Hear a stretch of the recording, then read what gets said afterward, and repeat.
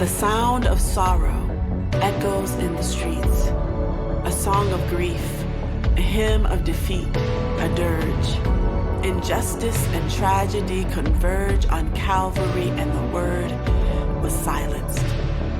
The hope of humanity lay lifeless in a borrowed tomb, as darkness loomed like 1,000 years without the sun, the taste of fear on every tongue, longing to savor and see the goodness of a Savior. We could hardly hear the sound of 2 or 3 gathered in your name. We were scattered like skeptics, helpless and ashamed, sheep without a shepherd, disillusioned and dejected. We were desperate for something, for someone to rescue us from what Friday had done. But when the sun rose from its grave on the 3rd day, Sunday came and everything changed.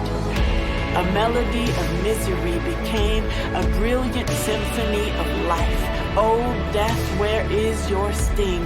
Swallowed up in victory, the greatest day in history was a Sunday.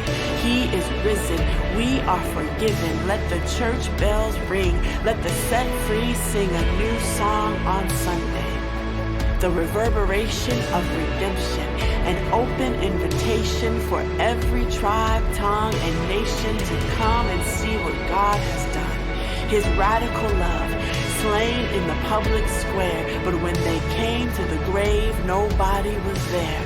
This is the good news, the fullness of an empty tomb, where death took its final breath at the hands of a man who had been dead himself until Sunday, when everything changed.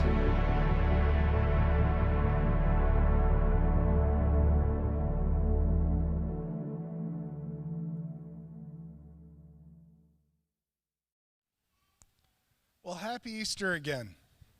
So, obviously, we're aware it's Easter Sunday. You don't need any other clue than I'm wearing one of my 3 dress shirts. I have my Christmas dress shirt, I have my Easter dress shirt, and then I have my wedding and funeral dress shirt.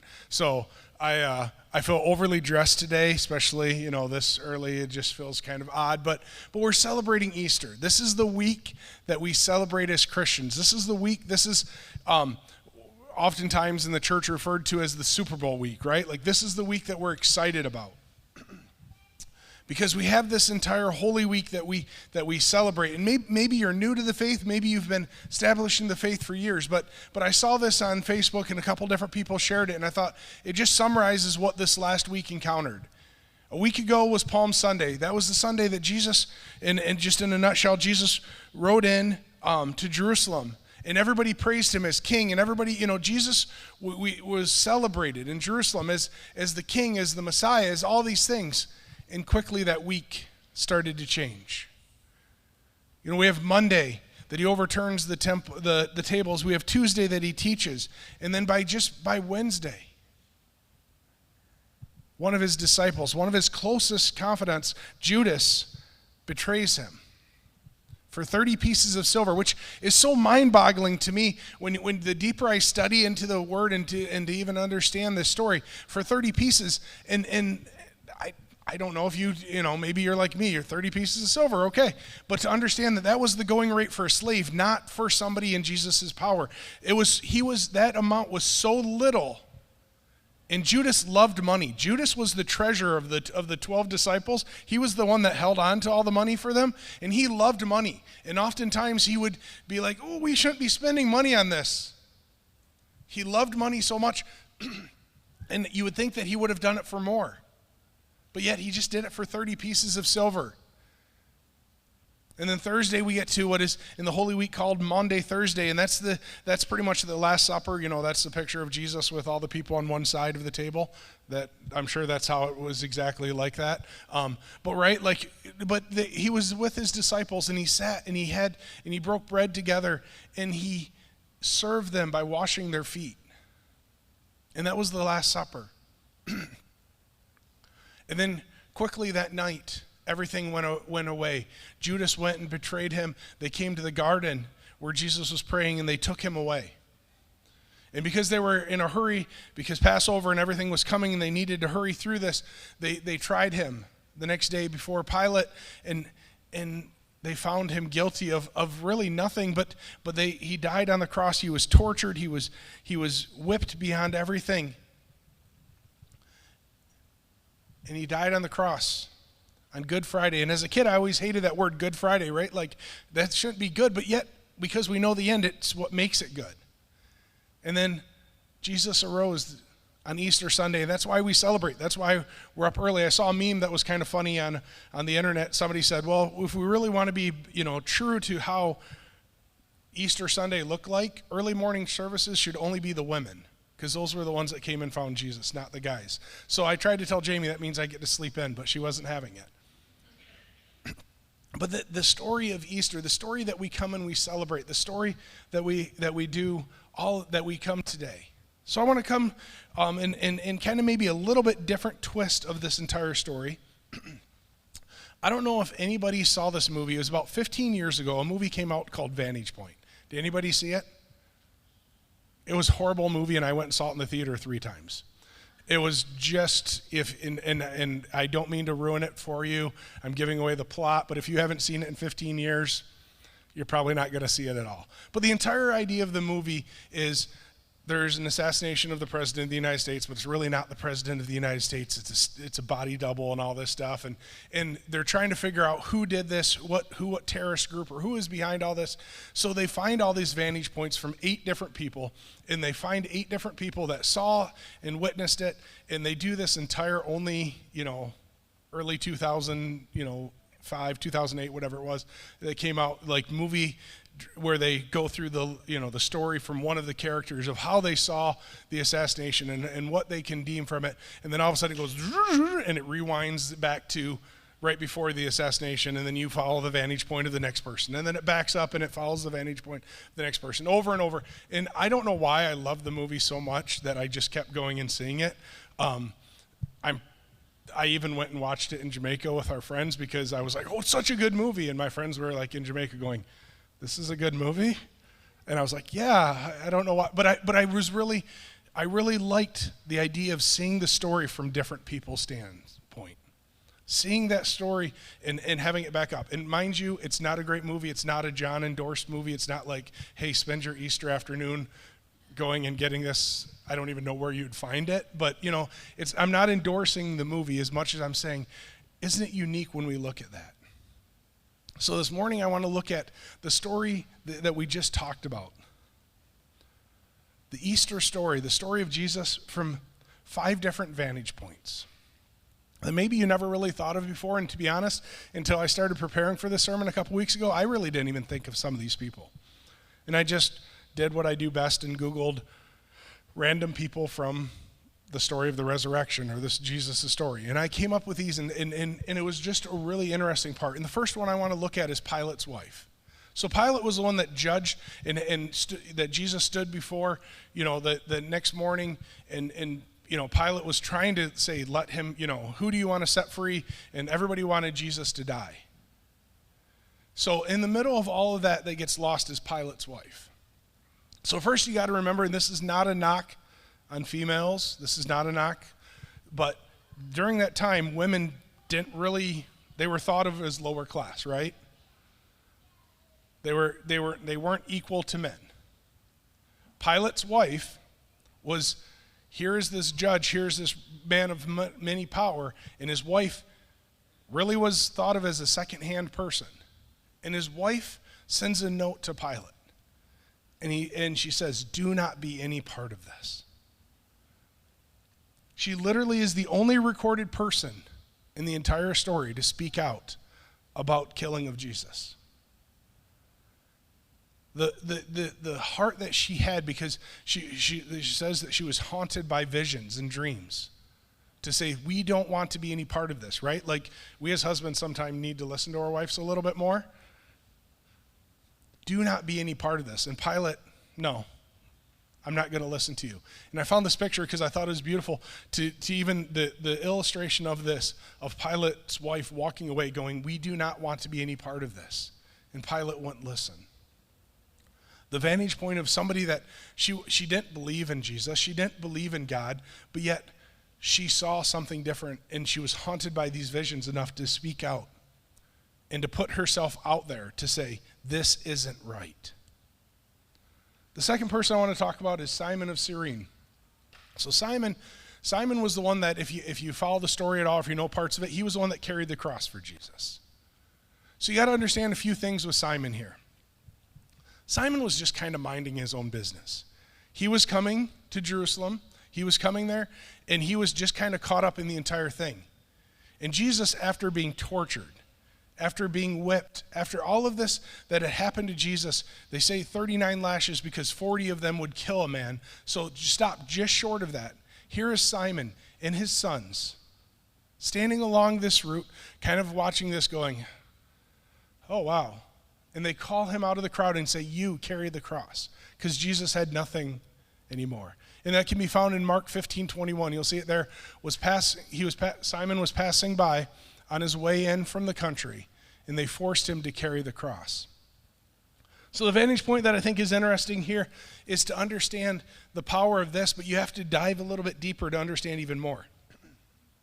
Simon, again, and his sons just happened to be going by. He carries the cross. He sees Jesus in all of this agony and what it must have been for him to carry Jesus' cross. But it's also interesting as you move a little bit forward past all of this entire Easter story, because the people from Cyrene were some of the first people to ever see Jesus when he came back. The people of Cyrene were some of the first believers. The first church, if you were here about a month ago, we did the Acts series where we talked about the church exploding and growing. That happened in Cyrene. That happened in that area where Simon was. And because of Simon's, connection there, and the point that he had is that even we read about later in Romans where Paul talks about greet Rufus, which if you do a little research there, you understand that Rufus is Simon's son. That was there when his dad was asked to carry the cross. And he's talking about it, and he's going, all these connections, and he's saying, greet Rufus, chosen in the Lord. Also his mother, who has been a mother to me as well. So the connections there, right? Like we go from Simon carrying the cross to later Simon and his sons and his wife being some of the first ever believers. Some of the first ever early Christians, that church that exploded, that took off because the story of the resurrection happened because of what Simon did that day by carrying the cross and his son watching that. And you never know the encounter of what's going to happen with Jesus and how much later it's going to affect you and your kids. The third person from the vantage point I want to come from is the Roman centurion. So to understand the Roman centurion simply means captain of 100.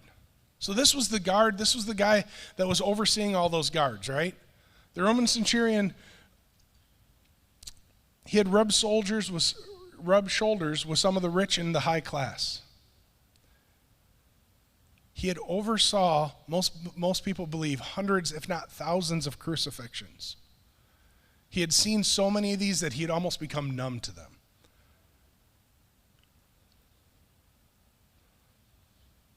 The centurion saw the beating of Christ. He saw his soldiers mock him, put the crown of thorns on his head. He'd witnessed it all.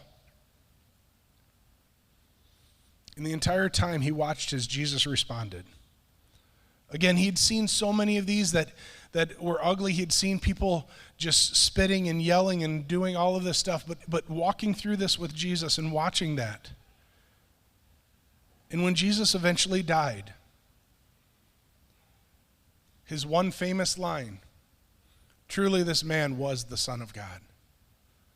And the way that Jesus died, here's this Roman centurion that had witnessed it all and walked through that with Jesus from most likely he was there at the trial with Pilate. He was there through this entire story, and he'd watched it, and he'd seen it all. And he'd watched the way that Jesus in love died and could only utter the words, truly, this man was the Son of God. The vantage point that he comes from. The fourth one is Joseph of Arimathea.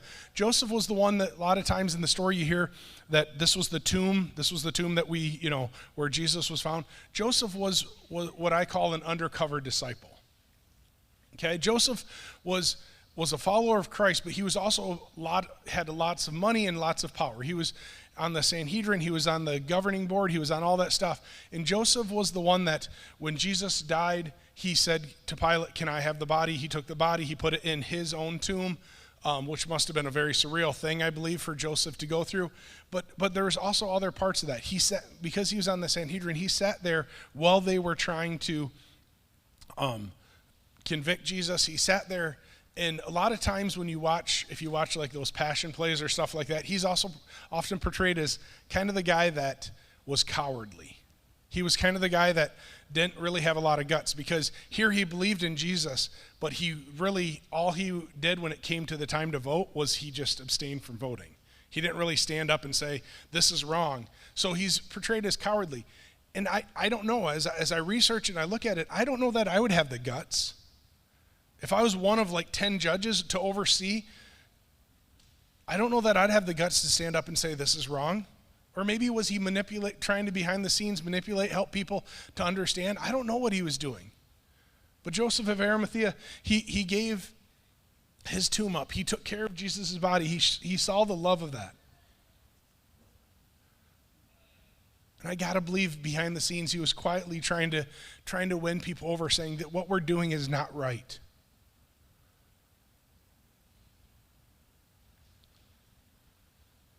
And the fourth one that I want to talk about is John. So the book of John is actually written by the John that I'm talking about here.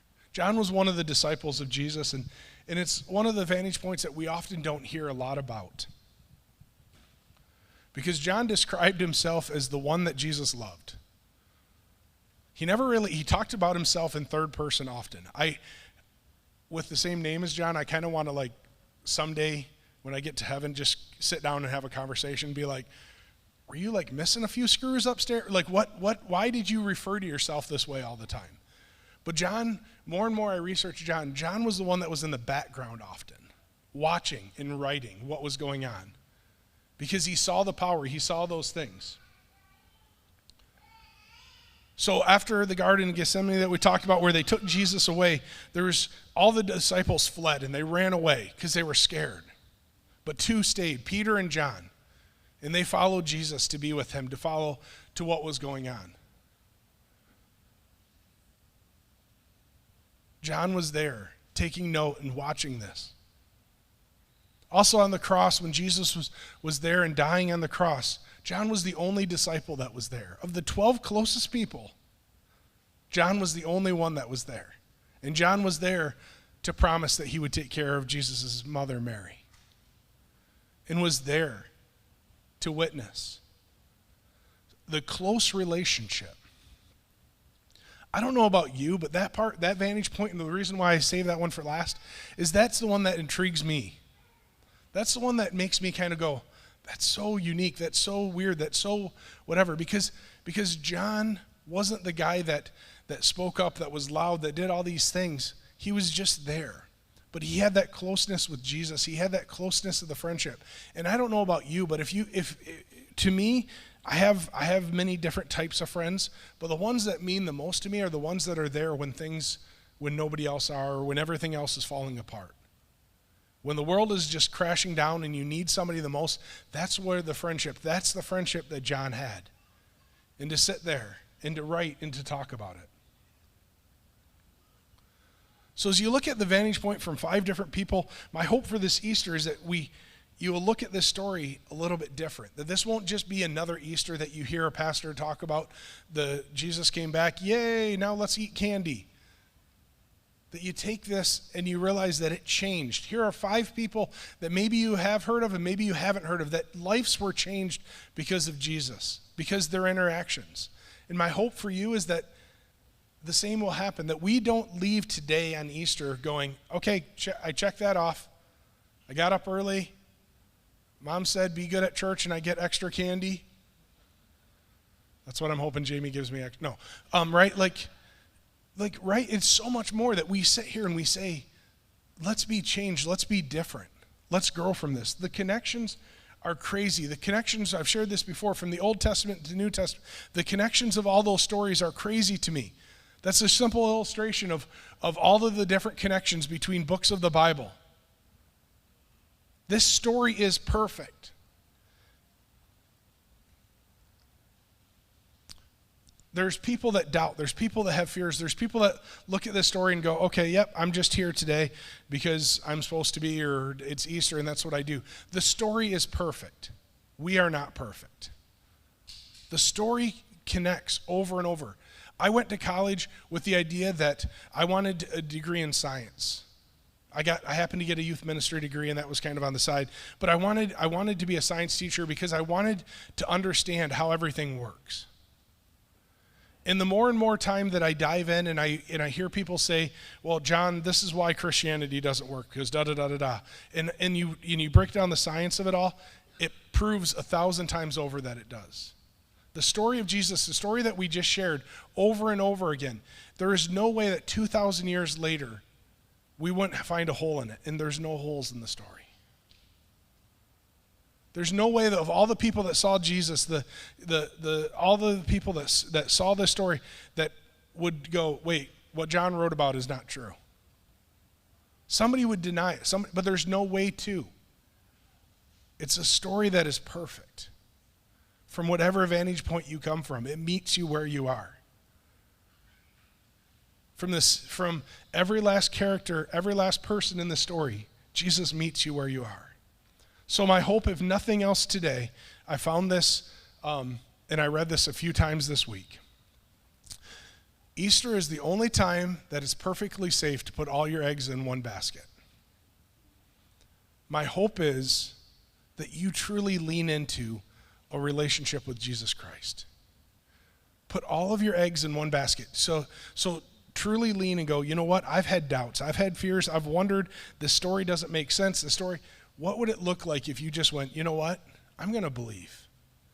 I'm going to have my moment, and I'm going to, from this moment on, say, I believe, and I'm going to lean into you, Jesus. I'm going to lean into a relationship. I'm going to search for you. I'm going to be different today.